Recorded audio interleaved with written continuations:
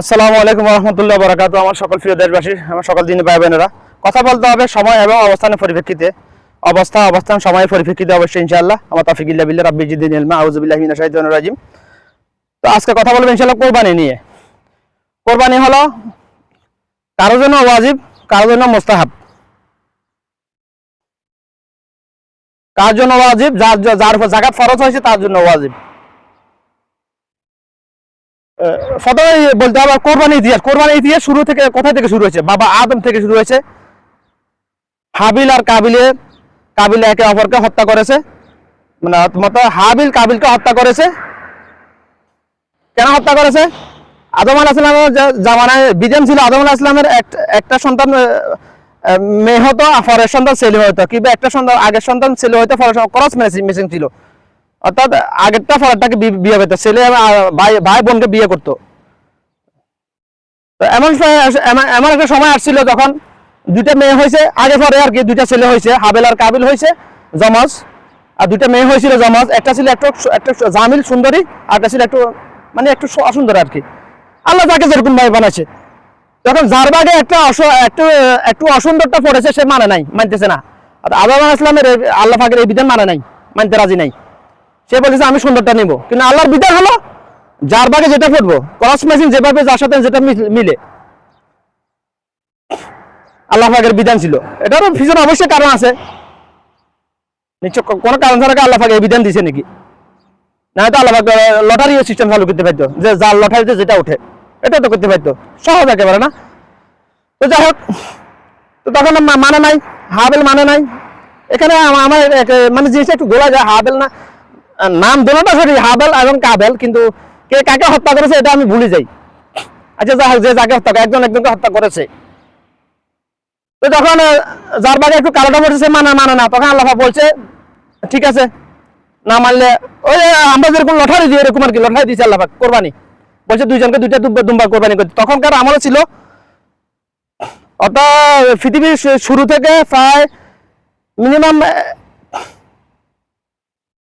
সম্ভবত 1 লক্ষ 5-10 হাজার বছরও কম না, এরকম সময় আল্লাহ পাকের বিধান ছিল কোরবানির, যে যখন কোরবানির মৌসুম আসতো, কোরবানির সিজন আসতো, কোরবানি করলে দুম্বা কোরবানি করতো, করে মাঠে রেখে দিত। যার কোরবানি কবুল হইতো তার পশুটা আল্লাহ পাক আসমান থেকে একটা নূরের তাজাল্লি দিয়ে জ্বালিয়ে দিত, আগুন দিয়ে জ্বালিয়ে দিত। যার পশুটা জ্বালাই দিত আল্লাহ পাক, তার কোরবানিটা কবুল হইতো। অর্থাৎ তখন ফোকাস হয়ে যেত কে হারামি, কার ইনকাম হারাম, কার কলবের নিয়ত খারাপ, তখন ফোকাস হয়ে যেত। আল্লাহ পাক রহমত, ওয়াল্লাহি আল্লাহর কসম, আল্লাহ সুবহানাল্লাহ, আমার বর্তমান আমার রাসূল সাল্লাল্লাহু আলাইহি ওয়াসাল্লামের উম্মত আল্লাহ পাকের রহমত। আল্লাহ পাক মানুষকে দুনিয়াতে বেইজ্জতি করতেছে না, কারণ ওই বিধান যদি এখন চালু থাকতো, 99% মানুষের কোরবানি কবুল হইতেছে না, নিয়ত ঠিক নাই। কারণ এটা পরে বলবো ব্যাখ্যা, প্রকাশ্য প্রমাণ, প্র্যাকটিক্যাল প্রমাণ না দিতে পারলে কথা বলি না আমি ওই বিষয়ে। যাই তারপরে যখন যার কোরবানি কবুল হয়েছে সে তো রাজি, সে তো আগে থেকে রাজি ছিল, এই জন্য তার নিয়ত সহি ছিল। এই জন্য যার শয়তানে ঢুকাই দিয়েছে, শয়তান শুরু থেকে তার কোরবানি কবুল হয় না, সে তখন কি করবে? সে মানে নাই, তখন কিচ্ছে সে হাবেল কাবেলকে হত্যা করে ফেলেছে। এটা নিয়ে তর্ক বিতর্ক করতে করতে হয়তো হাতাবাই শুরু হয়ে গেছে, মনের অজান্তে হত্যা করে ফেলেছে ভাইকে। হয়তো গলা টিপে তো মেরে ফেলেছে, এরকম কিছুতে বাড়ি যায় নাই, হয়তো গলা টিপে বের করেছে, হয়তো একটা ঘুষি মেরে দিয়েছে উচিত আর কি হালকা। এই হত্যাকাণ্ড শুরু হয়েছে পৃথিবীর ওইখান থেকেই। পৃথিবীর সর্বপ্রথম হত্যাকারী হলো হাবেল কাবেল, যে কোনো একজন, দুই ভাইয়ের মধ্যে যে কোনো একজন। এই জন্য পৃথিবীর কিয়ামত যত হত্যা হবে, সকল হত্যার একটা ভাগ, মনে করেন একজন মানুষকে হত্যা করলে যে গুনাহ হবে, তো সমপরিমাণ গুনাহ পৃথিবীর যত মানুষ হত্যা করবে, হত্যাকারী আমলে যত গুনাহ, সমপরিমাণ গুনাহ হাবেল কাবেল পাবে। এটা আমার রাসূলের সহিহ হাদিস। শুধু তারা ভাবে না, এখনো আমার রাসূলের হাদিস, যে একজন আদম সন্তানকে হত্যা করলো, সে পুরো পৃথিবীর আদম সন্তানকে হত্যা করলো, ওই একই কথা সবার জন্য। তাহলে এবার দেখ, যারা মানুষ হত্যা করে তারা জাহান্নামী, সিধা একবারে সিধা জাহান্নাম, কোন সন্দেহ না। যার আমার কথা ফেরকাবাজি সেই করবে যে মুনাফিক নাসিদ হয় যার সন্তান, তিনটার একটা, কোনো শুধু তো কোনো অপশন নাই। সরি, 60টা। যে মুনাফিক হয় নাস্তিক, না হয় ধর্ম ব্যবসায়ী, ইসলাম ধর্মের ব্যবসায়ী, না হয় যারা সন্তান। 60 জনের মধ্যে একজনে আমার কথার ফেরকাট আনবে। শুধু পঞ্চম কোনো অপশন নাই। শুরুতে এটা বলে রাখা ভালো, উত্তম। সালাম আলাইকুম। না সাই ভিডিও মিশন তালি, মিশন ওমানি, মিশন বাঙালি, মিশন সুক্কর মালিন তা ফি ভিডিও মালানা। انت هذا نمر يمشي مع اصل فايده هذا. انت في واتساب انا طول الفيديو ان شاء الله. انا صار فيديو خلاص مشان اوماني. বাট আলিন হত্যা করে কি করবো? মাফি দানাক তো নাই, আল্লাহ দে নাই। বাইরে ভাইকে কাঁধে নিয়ে ঘুরতেছে, কতদিন ঘুরছে এটা বর্ণনা কোরআন হাদিসে আসে না, এই জন্য বলতে পারতেছি না। ঘুরতেছে হঠাৎ করে আল্লাহ দেখছে আল্লাহ তার শাস্তি, দুনিয়াতে শাস্তি যখন তার শেষ হয়ে গেছে, মানে বাইকে কাঁধে নিয়ে ঘুরতেছে, অনাহারে অনাদার, খানা না দানা নাই, কাঁধে নিয়ে ঘুরতেছে বিদিশা, মানে দেমাকার কাছে পাগল। এখনো দেখেন দুনিয়া অনেক সময় দেখেন মানুষকে হত্যা করলে তার সেন্স হারিয়ে ফেলে, কল্লা কেটে থানা চলে আসছে, এরকম অনেক ঘটনা বাংলাদেশে আছে। কল্লা কেটে রাস্তা ঘুরতেছে, মানুষ দেখে বুঝে ফেলছে, এবার পুলিশে নিয়ে গেছে, এরকম অনেক। যখন একজন মানুষ হত্যা করে তার সেন্স কাজ করে না, তার কয়েকটা মেমোরির মেন সেল, অর্থাৎ ব্রেনের মেন সেলগুলো কাজ করা বন্ধ করে দেয়, অর্থাৎ মেন সফটওয়্যারগুলো কাজ করা বন্ধ করে দেয় যে হত্যা করে তার। এই জন্য হত্যাকারী কোনো না কোনো সবুজ রেখে যাবেই, যে কোনো বাঁচার কোনো কুদরত নাই। আমাদের দেশে ন্যায় বিচার নাই, বেশিরভাগ পুলিশ নামক কুত্তা, এই জন্য ন্যায় বিচার হইতে, এই জন্য এরা সুষ্ঠু তদন্ত করে না। সমস্যা তো এখানেই, সমস্যা ওখানে। আমি সব জানি মানুষের অভ্যন্তরীণ অ্যানাটমি, হিউম্যান অ্যানাটমি, অত অভ্যন্তরীণ সকল অর্গানের কিভাবে কাজ করে, গাড়ির ইঞ্জিন কিভাবে কাজ করে, এই যে একটা হত্যাকাণ্ড হইলে এটা সবুত, এটার প্রুফ কিভাবে উপস্থাপন করতে হবে, সব কিছু আমার জানা আছে, আল্লাহ আমাকে জানাইছে। অর্থাৎ একজন সিআইডি, একজন পুলিশের যতগুলো ট্রেনিং দেওয়া হয় সবগুলো আমি জানি, কি ট্রেনিং দেওয়া হয়, তাদের কি একজন আসামি ধরার জন্য কি পদ্ধতি অবলম্বন, সব আমাকে আল্লাহ আমাকে জানাইছে, যেভাবে হোক। তো ওইদিকে গেলাম না, কোরবানি শুরু হয়েছে ওখান থেকে, তখন আল্লাহ দুইটা কাক ফাটাইছে তাদের ওই মুখমাফিকে শিক্ষা দেওয়ার জন্য। দুইটা কাকগুলো মানে একটা মারামারি করে একটাকে মেরে ফেলেছে। তো যেটা জীবিত আছে ওটা ওই স্থান, ওই মুহূর্তে মাটিকে এইভাবে মাটি খোদাই করে, হাফর করে ওই কাকটাকে দাফন করলো। তখন তার মাথা সেন্স, হাই রে, আরবিটা আমি ভুলে গেছি, হাই রে মানে তার অর্থ হাই রে, আমি কেমন ইনসান হইলাম, আমার মাথা এটা ধরলো না, এরকম একটা কথা বলছে সে। আমি কেমন আদম সন্তান হইলাম, আমার মাথায় এটা ধরলো না আজকে এতদিন, আমি আমার বাইরে মৃতদেহ কাঁধে নিয়ে ঘুরতেছি, আমি একটা কাক এটা আমাকে শিক্ষা দিল। তখন সে অনুতপ্ত হলো, বুঝতে পারলো, তখন সে বাইকে দাফন করলো। ওখান থেকে শুরু হইলো দাফনের সিলসিলা, ওখানে দাফন করা সুন্নাহসম্মত মুস্তাহাব, ওখান থেকে শুরু হয়েছে, দাফন করা ওয়াজিব না, দাফন করা সুন্নাহসম্মত মুস্তাহাবগত আমল, সুন্নতি তরিকা করলে আর কি সুন্নাত ফায়দা পাবে, ওখান থেকে শুরু হয়েছে। তাই ওটা গেল, এরপরে লক্ষ বছর পরে আসছে এবার ইব্রাহিম আলাইহিস সালামের উপর কোরবানি বিধান একটু পরিবর্তন করতেছে আল্লাহ। ইসমাইল আলাইহিস সালামকে জবাই করতে, বা নবীদের স্বপ্নই ছিল ওহী, এটা আমার রাসূলের সহিহ হাদিস সাল্লাল্লাহু আলাইহি সাল্লাম। নবীদেরকে শয়তান কখনো অসহযোগ দিতে পারে না। নবীদের কলব আল্লাহ পাক কুদরতিভাবে হেফাজত করেছে, ব্রেন এবং কলব শয়তানের অসহযোগ থেকে। এই জন্য পৃথিবীর কোনো নবী রাসূলকে শয়তান অসহযোগ দিতে পারে নাই, যেমন পারে নাই ওমর ইবনে খাত্তাবকে। আউযু বিল্লাহি মিনাশ শাইতানির রাজিম। শয়তানের 14 গোষ্ঠীর ক্ষমতা না এখন এখানে দাঁড়ানোর, কারণ একটা নূরের পর্দা, এখানে অদৃশ্যমান নূরের পর্দা এখানে আল্লাহ পাক তৈরি করে দিয়েছে আমার জন্য। তোমাদের ঈমান না থাকলে আমার কিছু করা আছে ভাই? কোরআন হাদিসের উপর তোমাদের ঈমান না থাকলে আমার কি করার ভাই? আমার ঈমান আছে, এই জন্য আমি এই জন্য ফায়দা পাইছি। যা কোরআন, একটা কথা না, কোরআন এবং হাদিসের উপর যার ঈমান যতটুকু, সে ততটুকু ফজিলত দুনিয়াতে পাবে, আখিরাতে তো পাবেই। অত ঈমানের পার্সেন্টেজ যার যতটুকু, সে ততটুকু লাভ দুনিয়াতে ভোগ করতে পারবে আল্লাহর উপর। আমার রাসূলের হাদিসের উপর যার ঈমান যতটুকু, ঈমানের পাশে সে ততটুকু লাভ দুনিয়াতে ভোগ করতে পারবে। মানো আর না মানো, এটা সত্য। কোরআন 114টা সূরা, আমার রাসূলের অনেকগুলো হাদিসের সারাংশ বলতেছি আমি।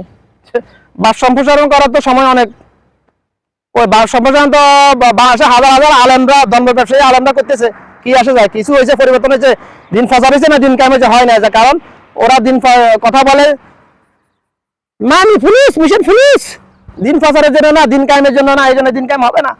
বাংলাদেশে আলেম নামের জাহেলে যতদিন ধর্ম ব্যবসা বন্ধ করবে না, ততদিন বাংলাদেশে দিন কায়েম হবে না, লাভ হবে না। কথা দিয়ে আবেগ দিয়ে দিন কায়েম, ফেসবুকে লেখালেখি করে, ফেসবুকে জিয়াদ করে দিন কায়েম হবে না।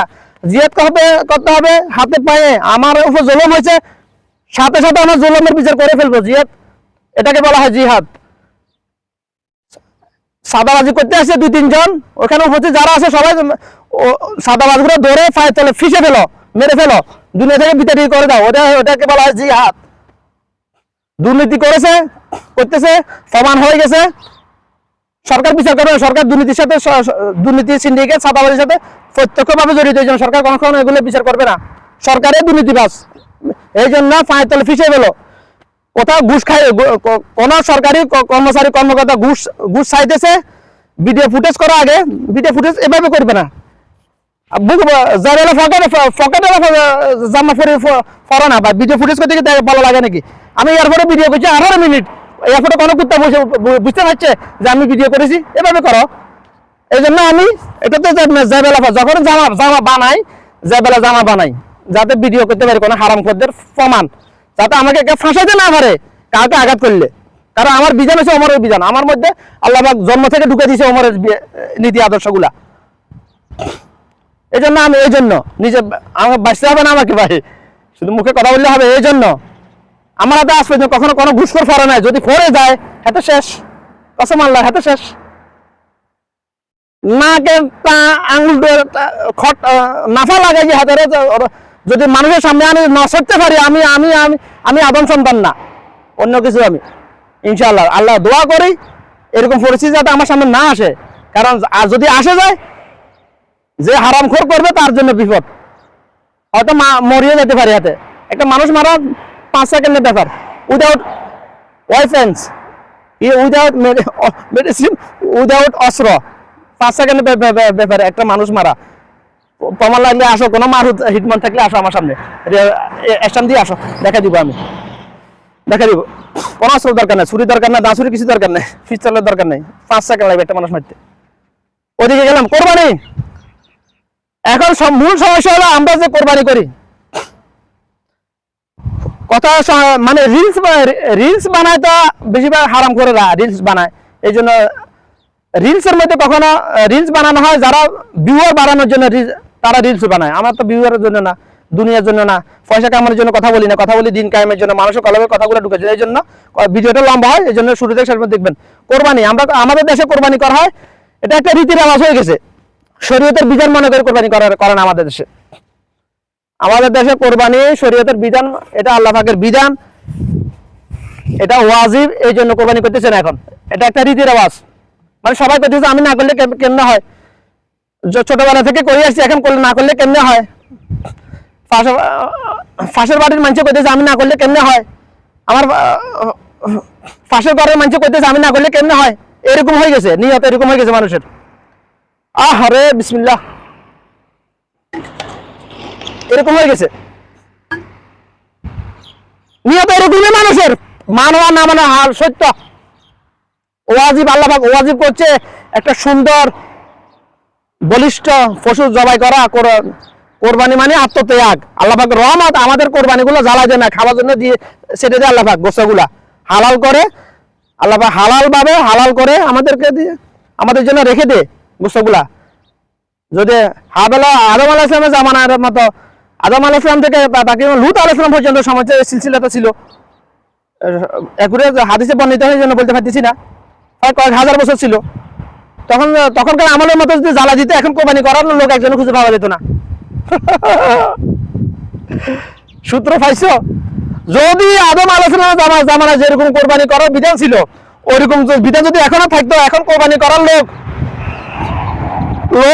হাজারে একজন খুঁজে পাইতে কষ্ট হইতো। আল্লাহর কসম করে বলতেছি, হাজারে একজন। কারণ এখন মুসলমান এসে গোস্ত খাওয়া মুসলমান। বর্তমানে মুসলমান আর হিন্দুর মধ্যে পার্থক্য আছে শুধু এখানে। ওই হানাদার বাহিনী যেটা উল্টে দেখলে বুঝতো, মুসলমান বললে লঙ্গু উল্টা দেখতো। ওইখানে আছে শুধুমাত্র ভিডিও দেখে দিছি না, 18 মিনিটের ভিডিও আমার এখানে। আমার হিন্দু ভাইয়ের সাথে কথা বলে আমি ভিডিও প্রমাণ দেখাইছি না। হিন্দুদের আর মুসলমানের মধ্যে নৈতিকতা দিকে কোনো পার্থক্য নাই। কথাগুলো আমি অনেক বছর আগে থেকে বলতেছি। বাংলাদেশে আমরা ইসলাম ধর্ম অনুসারী, ইসলাম ধর্ম পালন করতেছি, হিন্দু ধর্ম অনুসারী নেয় কথাটা এভাবে বলতে, এই কথাটা বলতে আসছি যে অনেকদিন আগে থেকে আর্টিকেল লিখছি, অনেক বছর আগে আমি কথাটা আমি আমার মা বাপকে বলি, এবং তারা বলে আমরা কি হিন্দু, কর্মগতভাবে হিন্দু, জন্মগতভাবে মুসলমান। মুসলমানের ইমান আছে শুধুমাত্র সূরা ইখলাস আর কালিমা তাইয়্যিবার উপর, বাকি 113টা শব্দের উপর, সূরার উপর ইমান নাই। হাজার লক্ষ লক্ষ হাদিসের উপর ইমান নাই। যদি এখন বিধান থাকতে আল্লাহ পাকের বিধান দেখা যায় তো কয়জন মুসলমান আছে আসলে, ইমানওয়ালা মুসলমান কয়জন আছে, প্রমাণ হয়ে যায় তো আল্লাহ পাকের রহমত, আল্লাহ পাকের বিধানটা আমার রাসূলের রসুল্লাহ, আমার রাসূলের দোয়ার বরকতে কিছু বিধান পরিবর্তন করে দিয়েছে। আমার রাসূলের দোয়া করছে, রাসূল সাল্লাল্লাহু দোয়া করছেন আমার উম্মতকে দুনিয়াতে অপমানিত করবে না, আল্লাহ পাক দোয়াটা সাথে সাথে কবুল, কারণ আমার রাসূল ছিল মুস্তাজাবুদ দাওয়া, দোয়া করলে কবুল, এই জন্য দুনিয়াতে অপমানিত করে আমার রাসূলের নির্দেশ। কেউ যদি গোপনে জানা করে, কেউ যদি দেখে ফেলে, প্রকাশ করার জন্য নিষেধ করেছেন। এই নিয়ে নিষেধ কথা বলবো পরে, একটু পরে কথা বলবো যদি চলে আসে আসলে ক্লুটা লেখা আছে। তো কোরবানি, কোরবানি ওয়াজিব, এই জন্য কোরবানি করছে। কোরবানি কার উপর ওয়াজিব? যার উপর যাকাত ফরজ। এখন যাতে কোরবানি করতে চাস, গোশত খাওয়ার জন্য যাকাত কি দিছ? যাকাত কি দিছ? বাংলাদেশে প্রমাণ হয়ে যাবে এবছর ইনশাআল্লাহ, এবছর প্রমাণ হয়ে যাবে কতগুলো গরু কোরবানি হয়েছে। এই রিপোর্টটা যদি আমি পাই যাই, প্রমাণ করে দিব বাংলাদেশ থেকে মিসকিন ফকির দূর করতে, নির্মূল করতে কয় বছর লাগবে, প্রমাণ করে দিব আমি।